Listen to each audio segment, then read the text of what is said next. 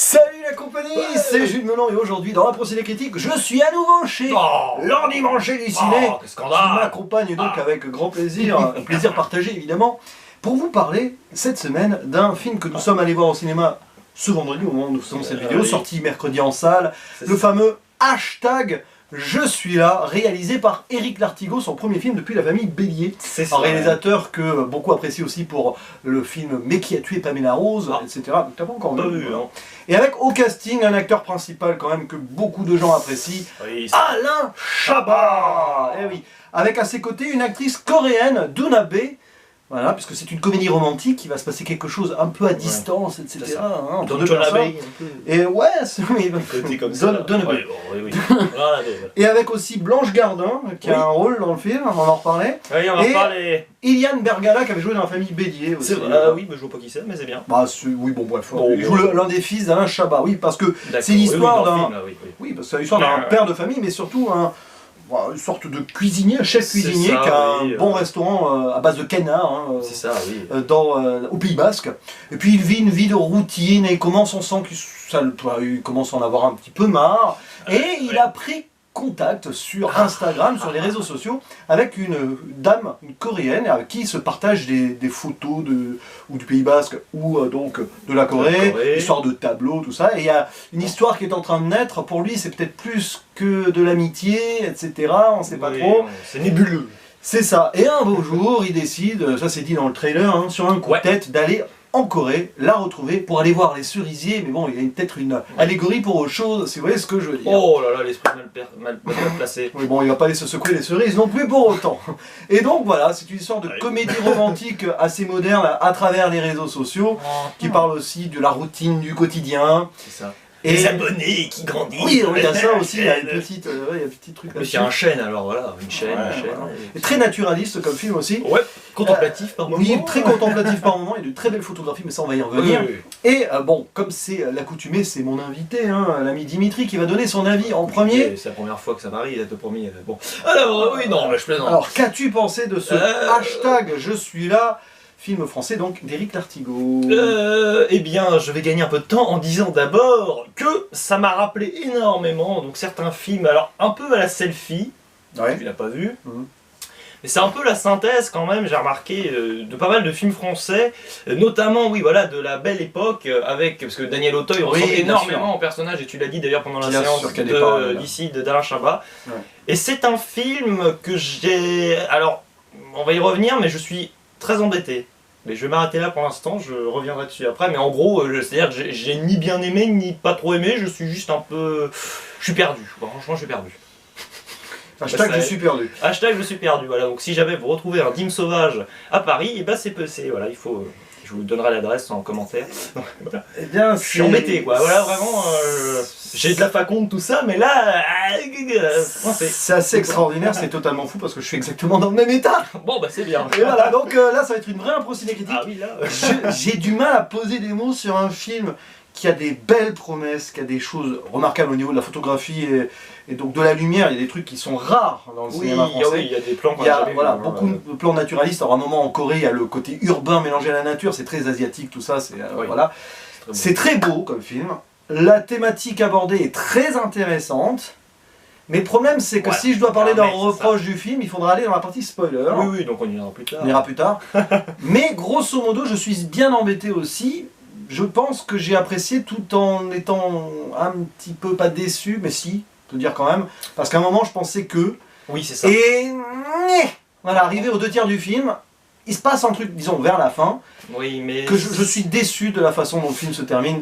On sort du propos. C'est peut-être pas un problème de promesse, parce que je pense que le film en réalité, je pense que ça on l'a pas compris, on a peut-être surinterprété, il ne promet rien de spécifique. C'est peut-être que nous on est parti dans des interprétations alors il y a ça un peu alambiquées. Il y a ça, mais quand même le côté relationnel, distance, routine et tout, à la fin finalement, on y revient à la fin, toute fin, mais il y a un moment, sans en dire plus encore parce qu'on n'est pas dans la zone spoiler, pendant 20-30 minutes ça vivote.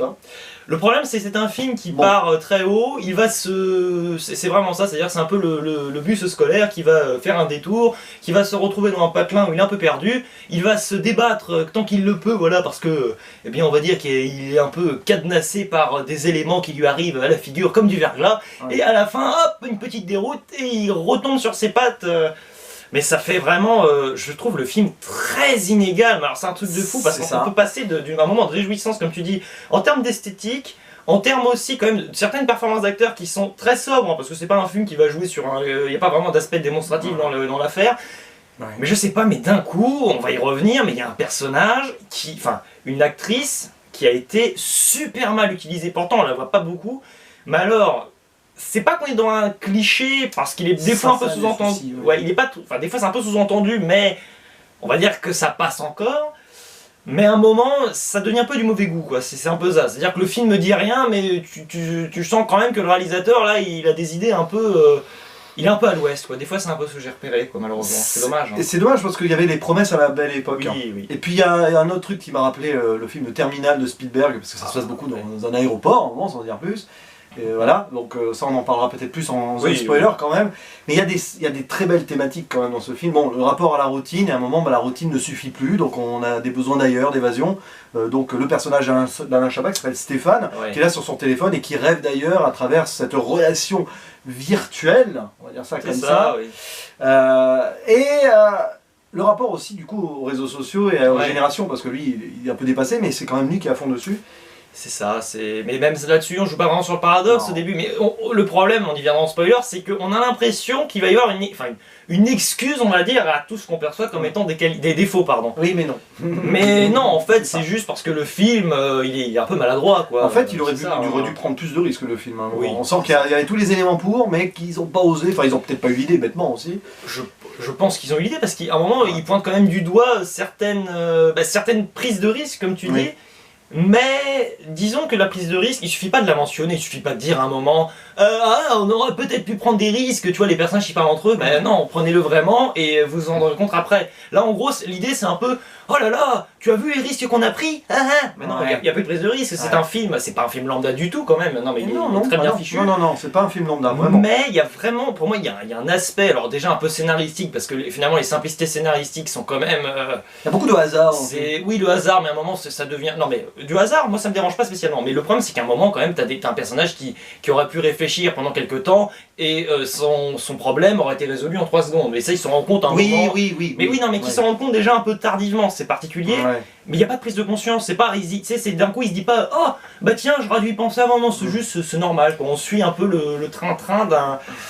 Peut-être, je pense pas que ce soit un problème de réalisateur, parce que le réalisateur est très bon, mais je pense juste que le scénario, il a été bidouillé, il a été arrangé. Alors, pour parler du scénario, puis je rebondis là-dessus avant d'avoir une autre idée, c'est qu'on sent que ça a été écrit, réécrit, réécrit, tiens non, on sent qu'ils se sont pris la tête, enfin, on sent qu'ils ont beaucoup écrit le scénario pour le coup, c'est pas un truc qui a été balancé comme ça, on sent qu'ils ont hésité sur des trucs. Ça a été bossé, ça a été bossé, mais du coup... On peut pas le reprocher, ça a été travaillé. On sent qu'ils sont allés vers la version la plus simpliste, à un moment...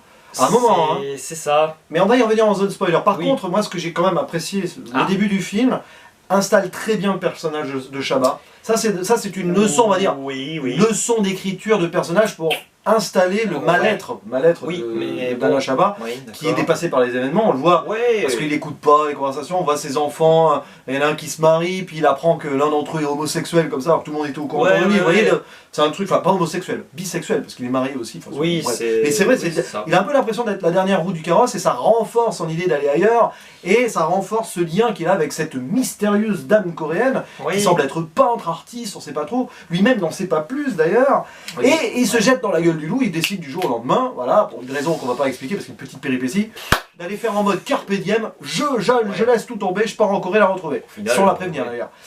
Et c'est à partir de là, il se passe des choses très intéressantes une fois en Corée, vraiment, mais le film n'en fait pas grand chose. Et là tu parlais du...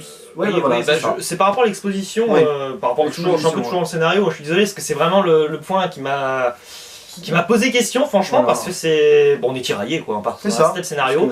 Parce que je suis d'accord, l'exposition, pour Alain Chabat, j'ai envie de dire, c'est du pain béni, mais alors, tu vois, même pour les autres personnages, pourtant, c'est pas compliqué, mais je sais pas, j'ai pas eu l'impression qu'ils existaient vraiment. C'est un peu le problème, quoi. C'est Chabat, quoi. C'est très Chabat centré.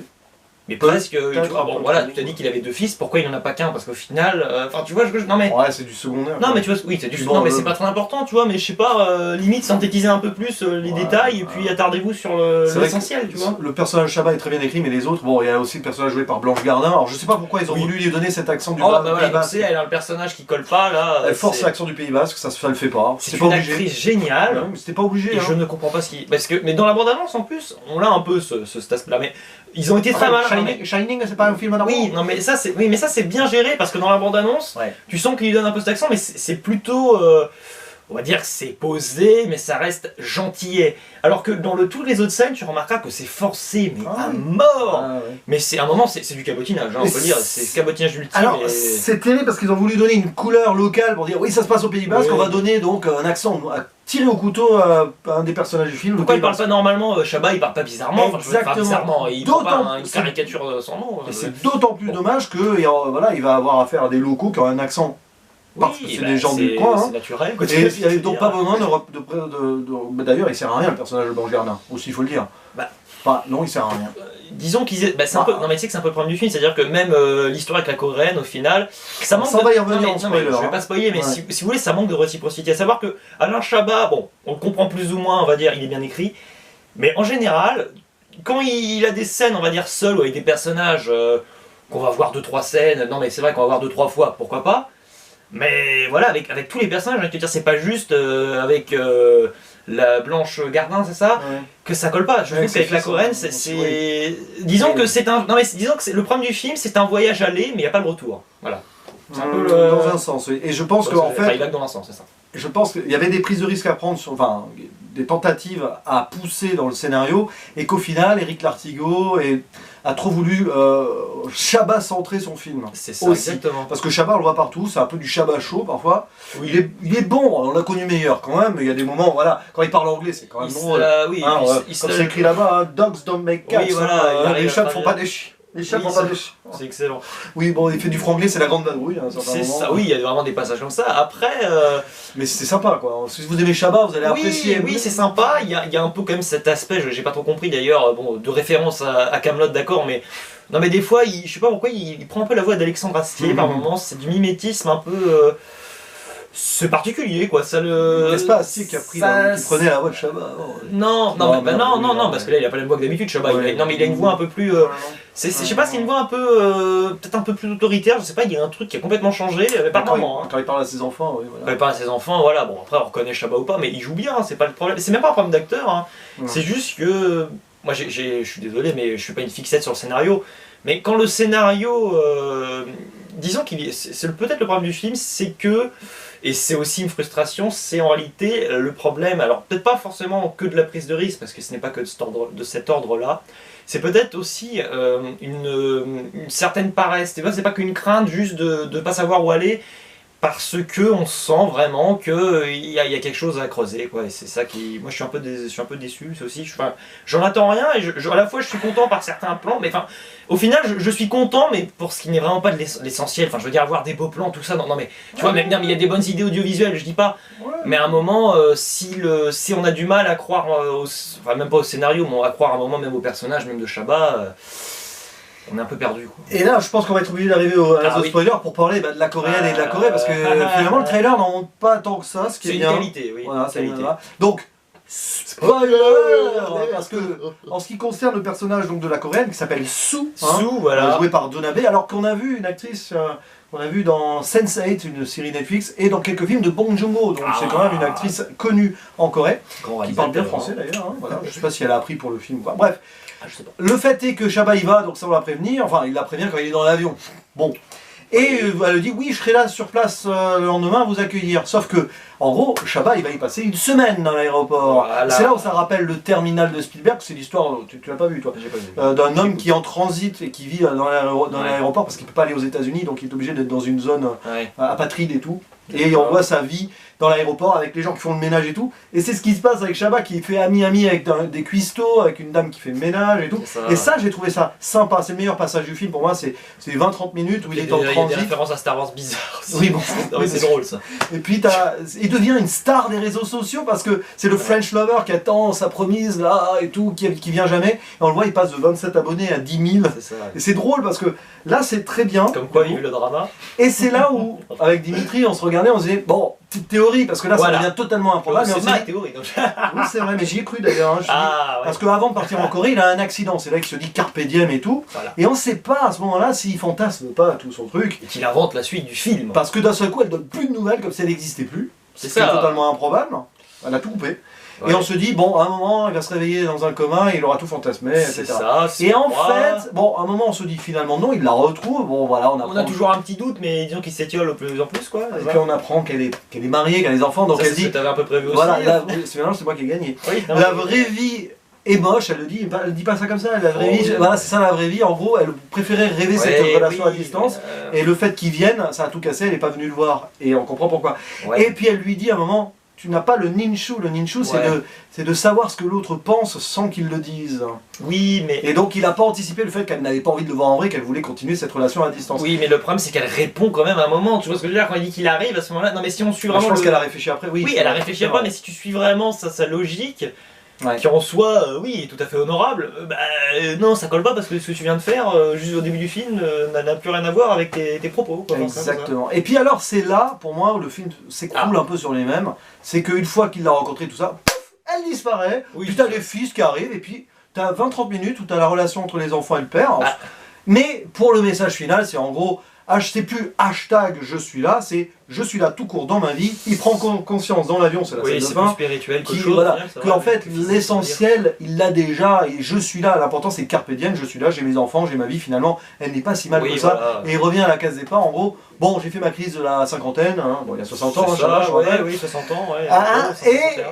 Et du coup, hop, ça revient. Bon, finalement, j'ai fait ma petite parenthèse et tout, mais le meilleur est là avec mes enfants. Il est entre ces deux enfants.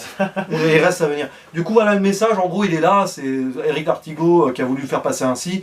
Vous avez votre bonheur là, pas besoin d'aller sur les réseaux sociaux, aller communiquer avec machin truc. Enfin, c'est bien comme message. Mais allez profiter quand même si vous pouvez faire des voyages. Ça peut vous. C'est un voyage spirituel qu'il a fait Chabat. Oui, il a eu besoin de ça pour se rendre compte que sa vie était une belle vie. Oui, mais vois-tu, c'est un beau message. Non, mais c'est un beau message. Mais ce qui cloche aussi, c'est qu'au final, il y a t'as l'impression qu'il y a un peu aucune, il n'y a aucune conséquence sur rien. Et c'est un peu ce que je t'ai. Il y a la conséquence qui finalement il accepte sa vie. Non, mais il accepte sa vie. Non, mais au lieu de peut-être, sans ça, il aurait peut-être pété un plomb. Non, mais d'ailleurs, il pète un peu de plomb. Mais ce que je veux dire, non, mais quand il n'y a aucune conséquence sur rien, c'est-à-dire sur ce qu'elle lui a enseigné, enfin ce qu'elle lui a dit, il va accepter ce qu'elle lui dit, mais c'est tellement radical que c'est, tu vois ce que je veux dire, c'est tellement vite encaissé que là, franchement. C'est qu'il y a eu ces 7-8 jours qui sont passés aussi. Oui, mais bon, disons que même le problème d'ailleurs de la coréenne, pardon.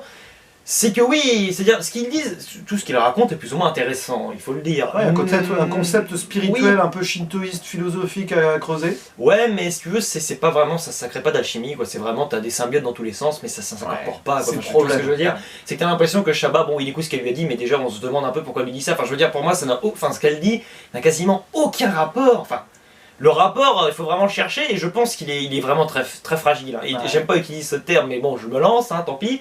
C'est Château Branlant. Non mais voilà. Non mais c'est un bon film. Non mais voilà, non parce que bon là on le descend peut-être un peu dans les impressions, mais on est gêné plus qu'autre chose. C'est-à-dire que voilà, moi j'aime beaucoup les films ambitieux. Ça a la grande qualité d'être un film quand même très ambitieux au début. Enfin en tout cas c'est ce qu'on croit. Et à la fin, on saute pas du siège, qu'on n'est pas complètement emballé. On se rend compte qu'au final on s'est fait un peu berner, c'est pas parce qu'il s'appelle Stéphane que je dis Stéphane Bernet, voilà, Stéphane Bern, bon, bref, voilà, vous m'avez compris, oui, il fallait que je la case un moment, mais non, mais je sais pas, tu vois, puis même au final, bon, on a un peu digressé sur certaines références qui sont peut-être plus ou moins voulues, bon, certaines pas du tout, j'en suis sûr, mais j'arrive pas, j'avoue, il y a aussi un truc qui m'avait pas mal plu au début, tu sais, quand il appelle pour la première fois la coréenne, on voit en gros qu'elle est sur son lieu de travail et tu sais qu'elle fait ah oui je peux pas vous répondre ou je sais pas quoi, enfin bref délire. Bon on va passer sur le fait que s'il avait compris, enfin si c'était rappelé tout de suite de cette scène qui est logiquement super importante pour lui à ce moment là, Il aurait pu résoudre son affaire pas en une semaine, mais en 3 heures. Oui, il aurait pu trouver l'endroit où il travailler, quoi. Tout simplement. Mais bon, ça passant, ce qui m'avait surtout bien plu, je me suis dit, tiens, c'est marrant, on sent qu'elle est un peu. Il y a une sorte de contrainte dans son jeu d'actrice à ce moment-là. On se dit, ça va être creusé. Alors finalement, t'avais raison, c'est bien parce qu'elle a une famille.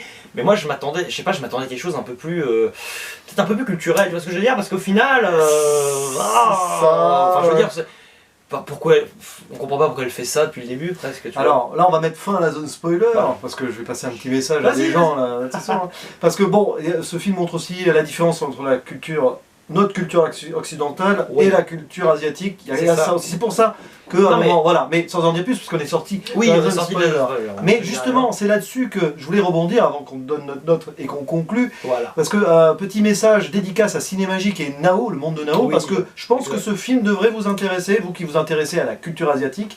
Il y a des choses qui devraient être intéressantes.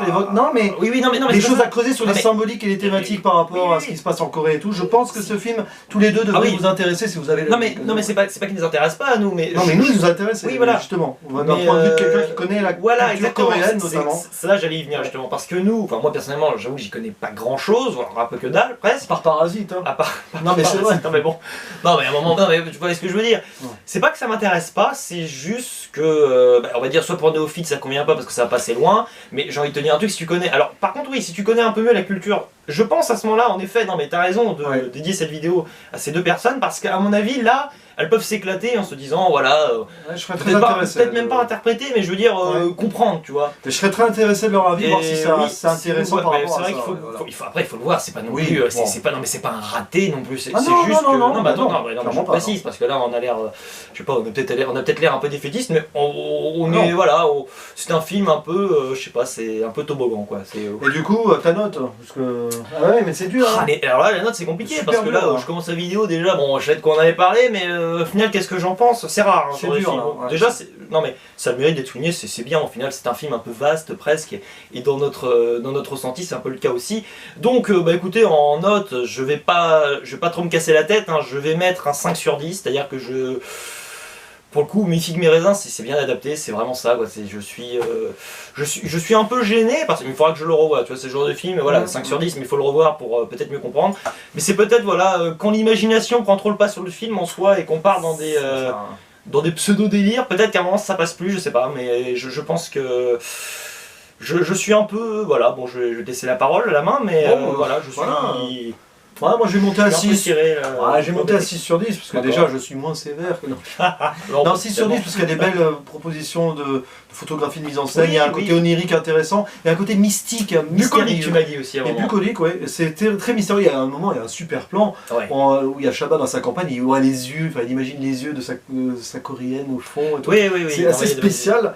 Mais bon, pas plus que 6 sur 10 parce que ça aurait pu être vraiment un très bon film. Mais c'est une belle proposition de cinéma français quand même, il faut le souligner. Oui. Ça sort un peu d'un certain ordinaire, même si le côté de la comédie romantique, il y a quand même quelque chose d'intéressant. Voilà, il y a quelques travers, il y a quelques préjugés. Mais... Un petit côté La Belle Époque, mais moins ambitieux que La Belle Époque, qui allait au bout de son truc pour le coup. Oui, La Belle Époque, c'est vrai que, pour revenir là-dessus un petit peu, bon, je sais que tu as plus apprécié le film que moi j'ai trouvé ça sympa, mais surtout pour l'humour. Mais c'est vrai que même si j'ai pas été embarqué dans toute cette histoire là, parce que j'y croyais pas spécialement, là je me retrouve dans un restaurant, tout ça, et il y a plein de... Enfin comment dire, non mais tu vois, c'est une mise en scène, c'est théâtralisé. Au moins ça avait le mérite de le proposer, mais c'est bête parce que... Non mais il y a des films qui sont plus réussis que celui-ci, je trouve. Et ils n'ont rien, enfin ils n'ont rien, ils ont beaucoup moins de potentiel, c'est ça qui est un Exactement, peu... tu vois, il y a des films qui sont plus réussis que celui-ci, que je mettrais plus de meilleures notes, par exemple Hors Norme, j'ai mis 7 sur 10, toi tu avais beaucoup aimé, mais c'est vraiment le film français classique, qui prend aucun risque, donc voilà, mais là au moins... C'était Hors Norme pour moi, donc voilà. Mais bon, c'est un film classique qui prend aucun risque, c'est du Toledano Nakash, quoi. Bon bref, on n'est pas là pour parler d'autre chose, on est là pour conclure, et donc... Voilà, je crois qu'on a... Je suis là, essayez d'aller le voir, quand même ça peut être intéressant. Ça va diviser, évidemment. Ça divise, oui, bon, nous au final, voilà, on trouve ça moyen, mais c'est vrai que bon, c'est vrai que tu avais raison, tu m'avais parlé de commentaires, là, je comprends parfaitement que certaines personnes trouvent ça très bon, ou au contraire assez bancal, je comprends. En tout cas, voilà, c'était un plaisir, nous étions là. Ah oui, hashtag, nous sommes là. Un dièse ou un bémol. Voilà, il y avait quelques bémols dans ce hashtag dièse, je suis là, mais ça ne nous empêche pas de vous dire à la prochaine. À la prochaine. ciao. Allez, on oublie de leur en parler, attendez, on a quand même saoulé une personne dans la salle de cinéma à la fin, parce qu'elle a dit... D'ailleurs, si cette dame nous regarde... Voilà. On pense bien à vous, excusez-nous encore. Non, parce qu'à un moment on a fait notre théorie au milieu. Bref, notre théorie pas notre thé à la menthe. Merci d'avoir parlé pendant toute la science, les garçons. Et voilà, bref, j'ai fait une blague qui est tombée complètement à l'eau. Ouais, j'ai pas écouté. Bon, enfin, j'ai parlé de théorie, thé à la menthe. Bon, allez. Ah oui, théorie. Allez, et sinon on le refait. À la prochaine. Ciao, moi je m'étouffe. Ciao. Ouais.